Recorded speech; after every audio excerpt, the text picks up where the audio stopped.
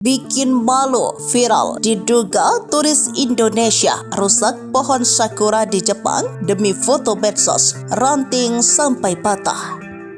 Video turis yang diduga berasal dari Indonesia merusak pohon sakura di Jepang viral di media sosial. Unggahan dari akun Facebook Japan Travel Tips and Planning menunjukkan kegiatan turis yang sedang menggoyang-goyangkan ranting pohon sakura. Haha, jatuh, kata orang yang merekam video. Dugaan sekelompok turis ini berasal dari Indonesia diperkuat dengan komentar salah satu akun tersebut. Which language they speaking? Bahasa apa yang mereka gunakan? Tulis Break. Mereka sedang berfoto di bawah pohon bunga sakura. Satu orang pria tampak memegang ranting pohon bunga sakura agar bunganya rontok dan memberikan efek indah pada foto.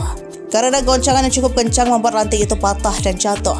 Dari kata-kata yang diucapkan, turis itu diduga kuat berasal dari Indonesia. Video itu pun langsung menjadi perbincangan netizen luar negeri.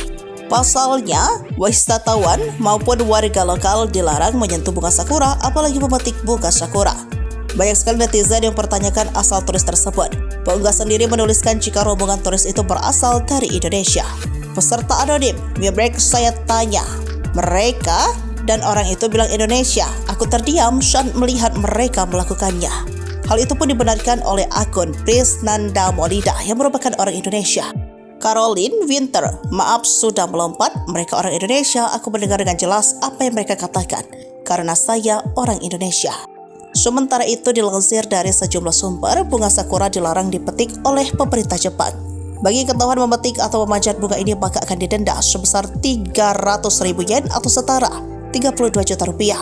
Ada beberapa faktor yang membuat bunga sakura tak boleh dipetik, yaitu karena butuh waktu lama untuk bisa mekar secara penuh, sekitar 1 hingga 2 minggu. Kelopak bunga ini juga halus dan sangat rapuh. Bunga ini juga disebut sebagai lambang dari prajurit samurai.